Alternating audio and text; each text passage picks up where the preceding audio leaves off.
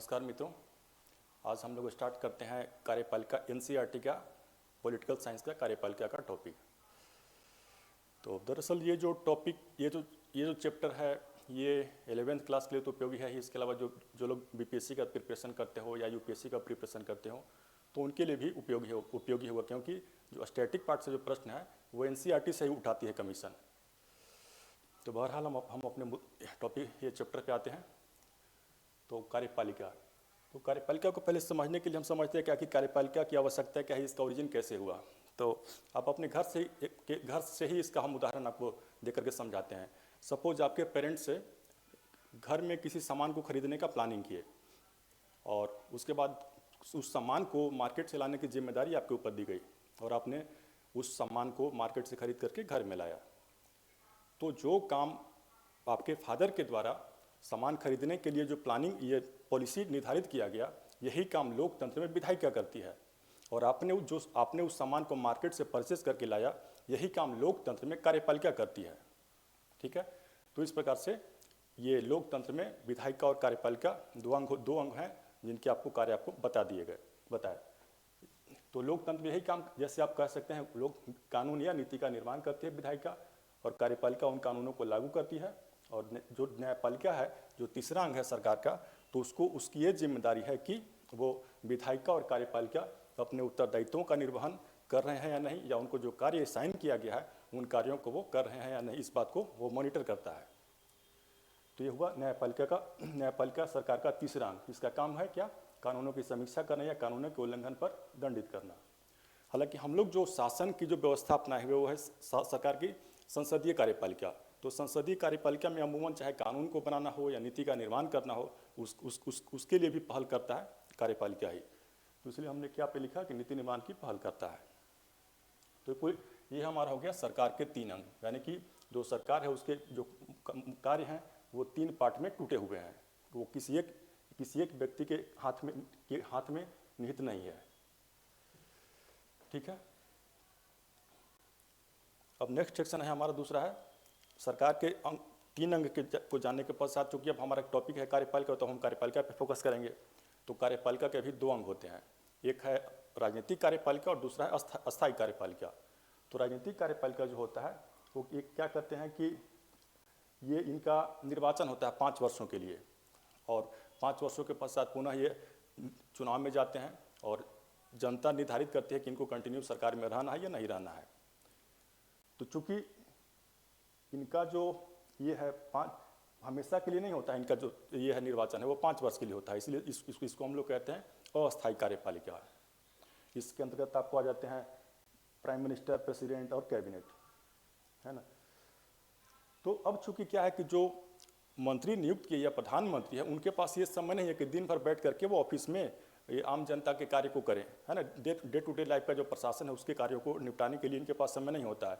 ये दलगत गतिविधियों में व्यस्त रहते हैं, या संसद के सत्र में भाग लेना हो या किसी प्रोग्राम में जाना हो, तो इस कारण इनके पास उतना समय नहीं होता कि 24 आवर बैठ कर ये आम जनता के लिए दिन भर बैठ करके उसके फाइल को निपटाएं या काम को करें। तो इसीलिए उस कार्य को करने के लिए क्या किया गया है कि एक अस्थायी कार्यपालिका बनाया गया है, जिसे हम लोग नौकरशाही कहते हैं। या आप जो किसी भी एग्जामिनेशन को क्वालिफाई करने के बाद इनकी नियुक्ति होती है, और ये इनकी चूँकि नियुक्ति होती है वो परमानेंट होती है, अमूमन 60 वर्षों तक के लिए होती है। तो इसलिए इसका दूसरा नाम हम लोग क्या कहते हैं कि ये अस्थायी कार्यपालिका है, और इनका निर्वाचन न होकर के चयन होता है। ठीक है। तो इस तरह से जो कार्यपालिका है उसका भी 2 ऑर्गन है, एक हो गया राजनीतिक, दूसरा है अस्थायी कार्यपालिका। ये सरकार के सारे नीतियों और कार्यों के लिए उत्तरदायी होती है, जबकि जो अस्थायी कार्यपालिका है वो दैनिक जीवन के प्रशासन के लिए उत्तरदायी होती है। तो हमारा यहाँ तक का सेक्शन कंप्लीट हो गया। अब क्या है कार्यपालिका के प्रकार। तो दरअसल पूरी जितने भी लोकतांत्रिक देश हैं उनमें विधायिका और कार्यपालिका के जो संबंध हैं उसके आधार पर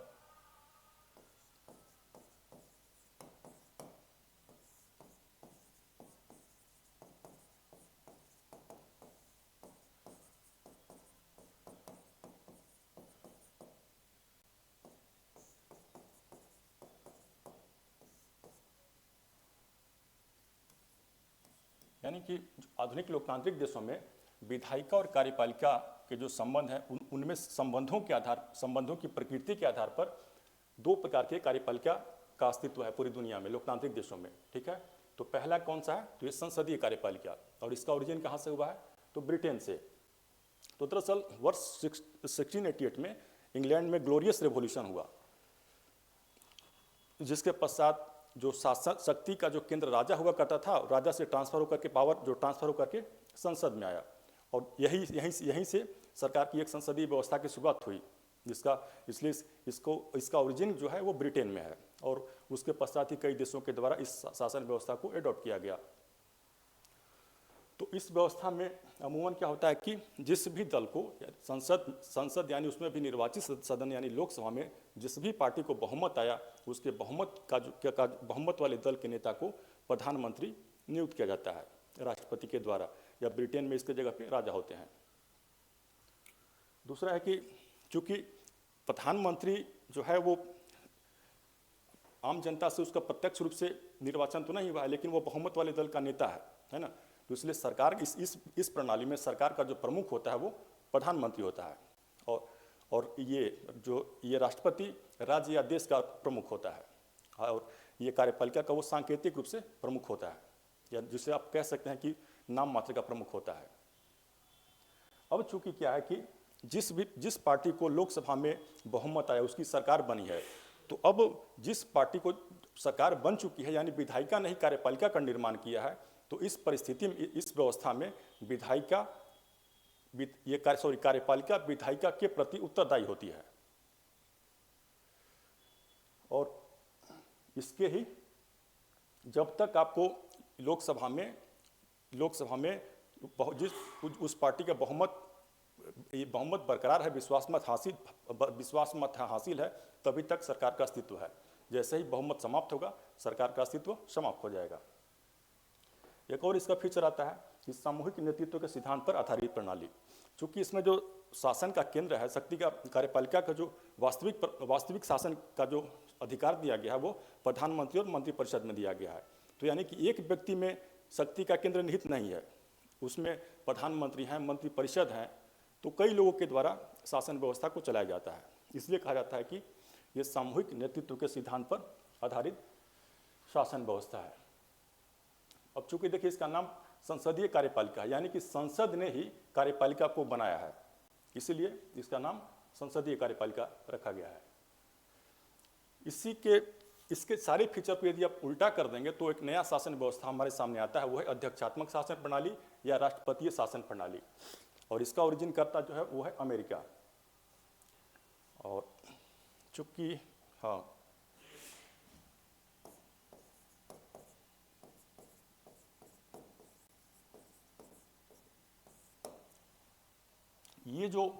ये जो शासन व्यवस्था है, तो दरअसल इसके पीछे जो बैकग्राउंड है या इसके पीछे जो फिलॉसफी है वो दरअसल ये फ्रांस में एक पॉलिटिकल साइंटिस्ट हुआ, ये मोंटेस्क्यू।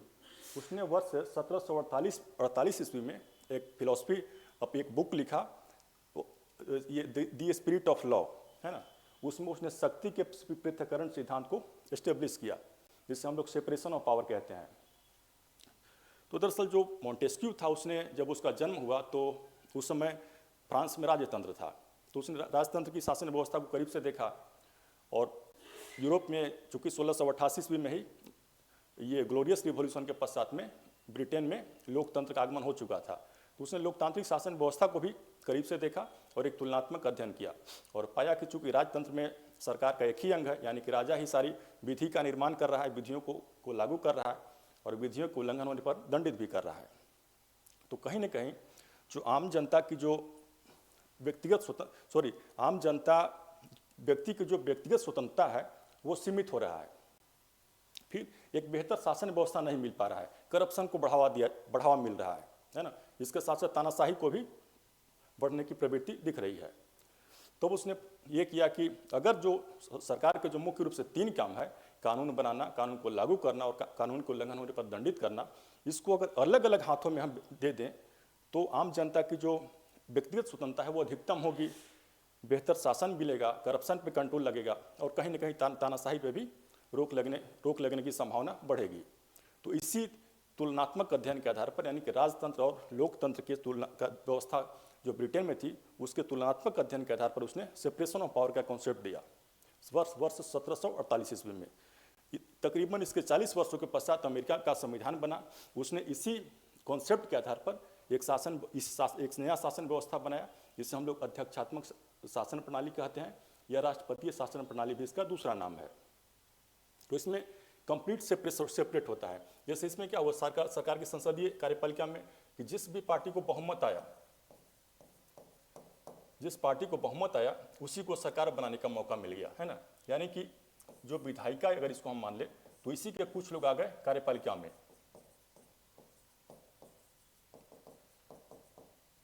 यानी कि विधायिका और कार्यपालिका एक दूसरे से मर्ज यहाँ पे कर रहा है। लेकिन जब यहाँ पे हम इसमें राष्ट्रपति मॉडल का बात करते हैं, अध्यक्षात्मक मॉडल का बात करते हैं,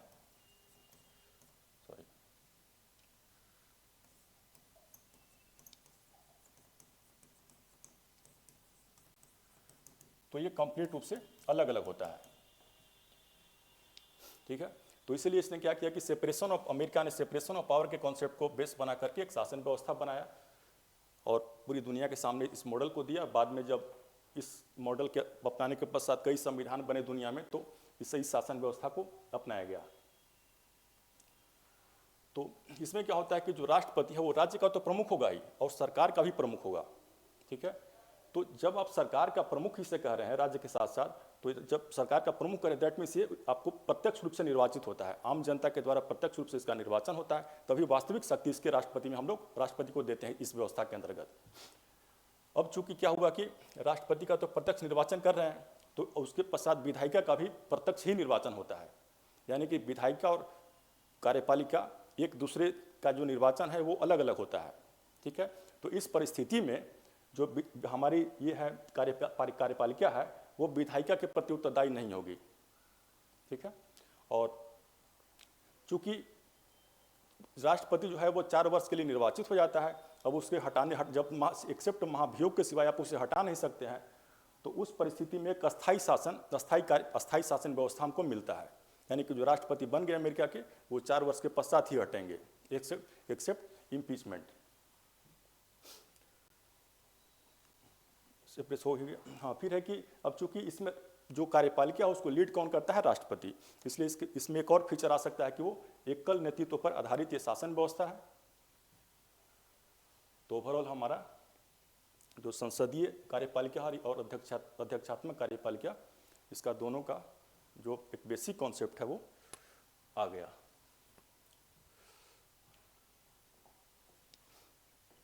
अब हम लोग आगे बढ़ते हैं। अब सवाल ये उठता है कि हमारे देश में आखिर कौन सा कार्यपालिका का कौन सा मॉडल अपनाया गया। तो हमारे देश में कार्यपालिका का संसदीय कार्यपालिका का मॉडल अपनाया गया। इसे लेकर संविधान सभा में डिबेट हुआ। तो जब डिबेट हुआ तो संविधान सभा के कुछ मेंबर, जैसे के एम मुंशी थे, उन्होंने कहा कि करीब 30 से 40 वर्षों के पश्चात एक उत्तरदायी शासन व्यवस्था का हमारे देश में आगमन हो चुका है, तो फिर ये कोई एक नई व्यवस्था क्यों हम ले, है ना। जो व्यवस्था कंटिन्यू चली आ रही है उसी व्यवस्था को हम लोग आगे बढ़ाना चाहिए। उसके पश्चात जो डॉक्टर बाबा साहब अम्बेडकर ड्राफ्टिंग कमेटी के जो चेयरमैन थे, तो उनका कहना था कि जो पूरी दुनिया में जो लोकतांत्रिक देशों में 2 टाइप की कार्यपालिका है, एक संसदीय और दूसरा अध्यक्षात्मक। तो ये दोनों टाइप की जो कार्यपालिका है, इसे 2 शर्तों को पूरा करना चाहिए। पहला है ये उत्तरदायित्व और दूसरा अस्थायित्व। तो दुर्भाग्य से इन दोनों कार्यपालिका का जो टाइप है, इसमें इन दोनों शर्तों को ये पूरा नहीं करते हैं। जैसे जो संसदीय कार्यपालिका है वो उत्तरदायित्व को तो तरजीह देता है, लेकिन स्टेबल गवर्नमेंट नहीं दे पाता है। वहीं दूसरी ओर अध्यक्षात्मक कार्यपालिका में वो स्टेबल गवर्नमेंट तो देता है, लेकिन उत्तरदायित्व को सुनिश्चित नहीं करता है। अभी हम लोग जस्ट पढ़े, तो बाबा साहब अम्बेडकर का भी ये तर्क था कि नहीं, हमको उत्तरदायित्व को ही हम लोग तरजीह देंगे, है ना। और चूंकि इस व्यवस्था में संसदीय कार्यपालिका में विधायिका के ही कुछ लोग कार्यपालिका के मेंबर बन जाते हैं, तो विधायिका और कार्यपालिका के बीच एक बेहतर समन्वय होता है। अब चूंकि हमारा एक नवीन लोकतंत्र था, नवजात लोकतंत्र था, तो हम ये जोखिम नहीं लेना चाहते थे कि बीच सरकार का जो विधायी और कार्यकारी अंग है उसके बीच टकराव हो। तो ओवरऑल हम संविधान सभा में सहमति बने कि हम संसदीय कार्यपालिका को ही अपनाते हैं। अब चूंकि जो कार्यपालिका में जो जो लोग आते हैं, जैसे राष्ट्रपति, प्रधानमंत्री, मंत्रिपरिषद, तो बारी बारी से अब हम लोग इसका अध्ययन करेंगे। तो पहला है राष्ट्रपति, से हम लोग स्टार्ट करते हैं। तो संविधान का जो आर्टिकल 53 है वो ये कहता है कि संघ की जो कार्यपालिका शक्ति है वो राष्ट्रपति में निहित होगी। यानी कि शासन का जो औपचारिक प्रमुख होगा वो राष्ट्रपति होगा। तो इस आर्टिकल के बिहाफ में यदि देखें तो राष्ट्रपति को काफी पावर मिल रहा है ना। लेकिन जो उसके आर्टिकल 74 क्लॉज 1 है वो ये कहता है कि राष्ट्रपति को सहायता और सलाह देने के लिए एक मंत्रिपरिषद होगी जिसका प्रमुख प्रधानमंत्री होगा, और इसके सलाह और सहायता पे कार्य करने के लिए वो बाध्य होगा, हालांकि एक बार पुनर्विचार करने की अपेक्षा कर सकता है। तो ये जो आर्टिकल 74 क्लॉज 1 है ये राष्ट्रपति को दरअसल एक कार्यपालिका का नाम मात्र का ये सांकेतिक प्रमुख बनाकर रख देता है। यानी कि वास्तविक जो शक्ति है इस व्यवस्था में वो मंत्रिपरिषद और प्रधानमंत्री में निहित है, संसदीय कार्यपालिका में।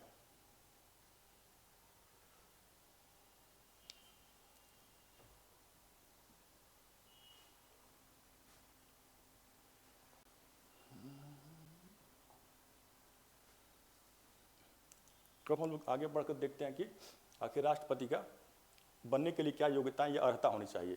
तो इसके लिए आपको क्या क्या है, पहला है भारत का नागरिक होना चाहिए, वो व्यक्ति चुनाव लड़ना चाहता है उसकी उम्र 35 वर्ष से ज़्यादा हो, फिर वो लोकसभा का सदस्य बनने के लिए योग्य हो और किसी लाभ के पद पर न हो, यानी कि केंद्र सरकार, राज्य सरकार या किसी स्थानीय प्राधिकार के अंतर्गत किसी लाभ के पद पर न हो। तो ये 4 क्राइटेरिया जिसके आधार पर आपको राष्ट्रपति बनने के लिए योग्यता को निर्धारित किया गया है। नेक्स्ट सेक्शन है कि राष्ट्रपति का चुनाव कैसे होता है। तो इसमें कहा जाए तो हालांकि इसका तो एक अलग से कंप्लीट रूप से एक टॉपिक ही बनेगा कि कैसे चुनाव होता है डिटेल में। हालांकि इस बुक में आपको एक सिंपल ही एक बेसिक कॉन्सेप्ट देकर के आगे बढ़ गया है। तो राष्ट्रपति का जो कार्यकाल है वो 5 वर्षों का होता है, ठीक है। और इसमें जो मतदान होता है वो गुप्त होता है, यानी कि आप जो ये वोट देने वाले जो भी लोग हैं वो गुप्त मतदान करेंगे, यानी कि बिना दिखाए आपको वोट देना है। फिर है कि अप्रत्यक्ष निर्वाचन यानी कि आम जनता इसके चुनाव में डायरेक्ट पार्टिसिपेट नहीं करती है, यानी कि आम जनता के बदले कुछ आम जनता के ही प्रतिनिधि वोटिंग की प्रक्रिया में भाग लेते हैं, जिससे हम लोग निर्वाचक मंडल बनता है। और आगे हम लोग देखते हैं क्या निर्वाचक मंडल में होता है। फिर है सार्वभौमिक, अगला क्राइटेरिया है सार्वभौमिक व्यस्क मताधिकार। सॉरी नहीं गलत होगा ये।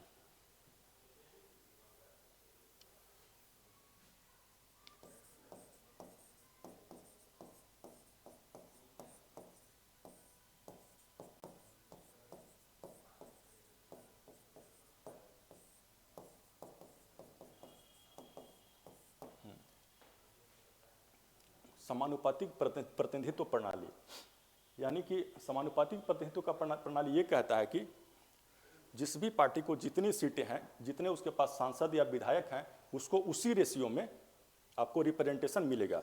यानी कि जितनी आपकी संख्या है उसी रेशियो में आपको सीटों की संख्या भी उसी रेशियो में आपको मिल जाएगी। सपोज हम कल्पना करते हैं कि ए पार्टी को 60% सीटें हैं और बी पार्टी को 40% सीटें हैं, तो आपको जो सीट है वो इसी रेशियो में मिलेगा, 60:40 में ही, है ना। तो समानुपातिक प्रतिनिधित्व प्रणाली का मतलब यही हुआ कि जिस भी पार्टी का जितना सीट है उतना उसको, जितने सीट है उतना ही उसको पार्टिसिपेशन, इसमें जितना नंबर ऑफ उसके पास एमएलए या एमपी है उतना ही नंबर ऑफ सीट उसको मिल जाएगा। अभी जो इसको डिटेल में हम समझने के लिए हम कह सकते हैं, तो जैसे अभी राजनीतिक गलियारे में आप क्या सुनते हैं कि जिसकी जितनी संख्या भारी उसकी उतनी हिस्सेदारी। तो बस वो यही है कि आपको जितना संख्या है उतना आपको रिप्रेजेंटेशन मिल जाना चाहिए। नेक्स्ट है प्रोसेस में इसका एकल संक्रमणीय मत प्रणाली।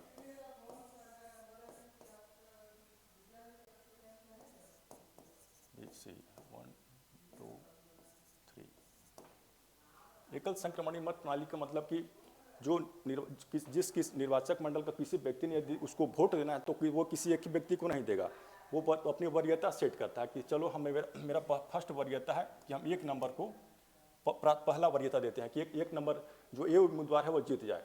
अगर ये न जीते तो जो सेकेंड वरीयता हम देते हैं बी को, अगर ये भी न जीते तब हम देते हैं वरीयता 3 नंबर उम्मीदवार को, सॉरी सी को, थर्ड प्रेफरेंस मेरा सी को देते हैं। तो यदि प्रथम वरीयता के मत का गिनती हुआ, अगर सपोज ये यदि जीत जाता है, जितना कोटा अगर कोटा को प्राप्त कर लेता है जो कोटा निर्धारित किया गया है, तब तो ये जीत गया। यदि कोई उम्मीदवार प्रथम वरीयता के मत के आधार पर यदि नहीं जीत पाता है तो सेकेंड वरीयता के मतों की गिनती की जाएगी, और उस परिस्थिति में अगर सेकेंड वरीयता के मतों की गिनती करने के पश्चात किसी उम्मीदवार को यदि कोटा प्राप्त हो जाता है तो वो जीत जाएगा। तो कुल कहने का मतलब यह है एकल संक्रमणीय मत प्रणाली की कि वोट जो है वो आप एक ही दिए है ना, लेकिन वो किस उम्मीदवार को ट्रांसफर हो जाएगा ये बात आप पे निर्भर नहीं करता है। आपने फर्स्ट वरीयता का वोट दिया ए को, अगर ये कोटा ए को प्राप्त नहीं हुआ तो बी को गया, फिर सी को, यानी कि आपका जो एक ही वोट है वो क्या हो रहा है, ट्रांजिशन हो रहा है। इसीलिए इसका नाम है एकल संक्रमणीय मत प्रणाली।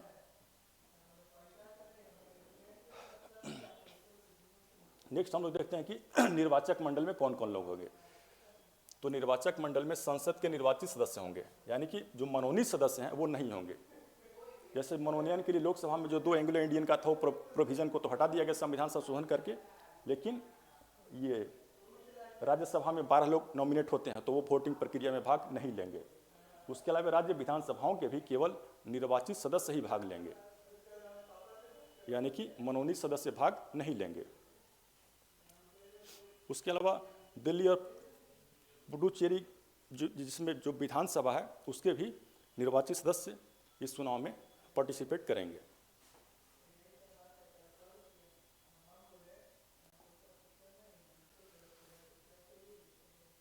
तो हम लोग आगे देखते हैं। हालांकि जब हम लोग आर्टिकल 74 क्लॉज 1 को पढ़ते हैं तो ऐसा लगता है कि राष्ट्रपति बस एक केवल सिंबॉलिक हेड है ना, लेकिन ऐसा नहीं है। इसके पास कुछ प्रिविलेज मिला हुआ है। जैसे एक प्रोविजन तो इसमें यह कहता है कि वह संघ की जो भी प्रशासनिक या विधायी प्रस्ताव है उसको उसे जानने का अधिकार है, और प्रधानमंत्री का एक संवैधानिक जिम्मेदारी है कि यदि राष्ट्रपति जो भी सूचना मांगे प्रशासन या विधायी प्रस्ताव के संबंध में उसको उपलब्ध कराने की जिम्मेदारी प्रधानमंत्री के ऊपर है। तो ये तो संवैधानिक अधिकार उसका हो गया, लेकिन कुछ विशेषाधिकार भी दिए गए हैं। जैसे अभी हम लोग क्या पढ़े, आर्टिकल 74 हम लोग पढ़े है ना। तो 74 पढ़े तो क्या हुआ कि मंत्रिपरिषद के विचार को लौटा सकता है। तो जो लौटाने का जो पावर है राष्ट्रपति के पास वो उसके अपने विवेक पर निर्भर करता है, वो मंत्रिपरिषद के सलाह पर नहीं इस पावर को यूज कर रहा है। तो यानी कि ये जो पावर है लौटाने का, ये उसके विशेषाधिकार के अंतर्गत आएगा। इसके पश्चात अब हम लोग क्या देखते हैं कि आर्टिकल 111 वीटो करने का पावर उसको है। तो कोई भी जो विधेयक है वो कानून कब बनता है, जब वो संसद के दोनों सदनों से पारित हो जाए और राष्ट्रपति उसकी स्वीकृति दे दें। लेकिन जब राष्ट्रपति के पास स्वीकृति देने के लिए जब वो ये विधेयक जाता है तो उस परिस्थिति में राष्ट्रपति के पास ये समय सीमा नहीं दिया गया कि आपको इतने समय सीमा में आपको परमिशन दे देना है या लौटा देना है। तो यहाँ से उनको एक वीटो यूज करने का पावर मिल जाता है। जैसे यदि वो लौटाए ही नहीं तब हम लोग कहते हैं कि उन्होंने पॉकेट वीटो का उपयोग कर दिया। या फिर दूसरा ऑप्शन उनके पास मिलता है कि आप चाहे तो पुनर्विचार के लिए उस बिल को लौटा दें संसद को। हालांकि पुनर्विचार के पश्चात यदि संसद लौटाती है तो उसको फिर आपको परमिशन देना ही पड़ता है। ये आपको संविधान के आर्टिकल 111 में इस बात का उल्लेख है। इसी तरह का एक एग्जाम्पल हुआ था ये डाक संशोधन विधेयक। हालांकि इसके कुछ प्रावधानों पर प्रेस के स्वतंत्रता के इंटोर्समेंट के आधार पर आपत्ति किया गया था, जिसे लेकर विवाद बढ़ा। तो तत्कालीन राष्ट्रपति थे ज्ञानी जैल सिंह, उन्होंने राष्ट्रपति को न ही परमिशन दिया और न लौटाया, वो उन्होंने अपने टेबल पे उसको पड़े रहने दिया। बाद में राष्ट्रपति बने के आर नारायणन, उन्होंने संसद को पुनर्विचार के लिए इसको लौटाया, और जो नई सरकार बनी थी 89 में उस सरकार ने इस बिल को आगे बढ़ाया ही नहीं। तो कुल मिलाकर के राष्ट्रपति ने अपने वीटो का प्रयोग करके डाक बिल को कानून बनने ही नहीं दिया। नेक्स्ट विशेषाधिकार है वो है राजनीतिक परिस्थितियों पर निर्भर करता है। यदि लोकसभा का चुनाव हुआ है और किसी पार्टी को कंप्लीट मेजोरिटी आ चुका है तो उस परिस्थिति में जो विधायक दल का नेता होगा उसको प्रधानमंत्री नियुक्त करने की अनिवार्यता राष्ट्रपति के ऊपर है। यानी कि इस परिस्थिति में राष्ट्रपति अपने विवेक का इस्तेमाल नहीं करेंगे कि वो खुद से ही ये निर्धारित करें कि हम किसको प्रधानमंत्री बनाना है। यदि बहुमत वाला दल अपना एक नेता वो लोग नियुक्त कर लेता है तो उस परिस्थिति में राष्ट्रपति के ऊपर यह बाध्यता है कि उनको वो प्रधानमंत्री बनाए। यहाँ पे तो कोई इशू नहीं है। लेकिन एक परिस्थिति यह भी आ सकती है कि चुनाव के पश्चात किसी भी दल को बहुमत आए ही न। यह हो सकता है कि गठबंधन बनाने के पश्चात भी बहुमत किसी पार्टी को नहीं आ रहा है, तब उस परिस्थिति में राष्ट्रपति को इंटरफेयर करना पड़ता है कि किसको प्रधानमंत्री बनाना है। तो ये इससे हस्तक्षेप करने का जो ये था सिलसिला है वो दरअसल 89 में जब केंद्र में गठबंधन की सरकारें बननी शुरू हुई तो वहाँ से शुरुआत होती है। जैसे 89 से 98 के बीच में आपको 4 बार लोकसभा का चुनाव हो गया, किसी भी पार्टी को कंप्लीट मेजोरिटी नहीं आया। 1998 में वाजपेयी जी को का जो एनडीए गठबंधन था उसको बहुमत मिला, तो तत्कालीन राष्ट्रपति के द्वारा बोला गया कि आप सरकार बनाइए लेकिन 10 दिन के अंदर आप इसको मेजोरिटी प्रूफ कर दीजिए। तो यहाँ तक है कि ये जो विशेषाधिकार है ये राजनीतिक परिस्थितियों पर निर्भर करता है। इसके आगे है कि राष्ट्रपति की आवश्यकता ही क्यों है ना। अगला सेक्शन हमारा कि राष्ट्रपति की आवश्यकता क्यों है। तो हम लोगों ने शासन की संसदीय कार्यपालिका अपनाए हुए हैं। यानी कि कार्यपालिका को जब तक संसद में विश्वास हासिल है तभी तक कार्यपालिका का अस्तित्व है। जैसे ही विश्वास मत वो खो देगी तो सरकार का अस्तित्व खत्म हो जाएगा। तो यदि 5 वर्ष के पहले किसी जो सरकार है उसका अगर बहुमत यदि खो देती है तो सरकार गिरेगी। तो उस परिस्थिति में कोई नई 5 वर्ष कोई नई सरकार बनाने की यदि बारी आए तो कोई ना कोई वैसा हमको संवैधानिक के पद पे बैठा हुआ व्यक्ति चाहिए जो कि नए प्रधानमंत्री को नियुक्त कर सके। तो इसीलिए राष्ट्रपति का पोस्ट बनाया गया है। हालांकि इसके अलावा और भी कारण है, लेकिन ये उनमें कई कारणों में एक ये भी कारण है। तो ये जो कार्यपालिका का जो फर्स्ट, अब इसके आगे का जो सेक्शन है उसको हम लोग नेक्स्ट वीडियो में करेंगे।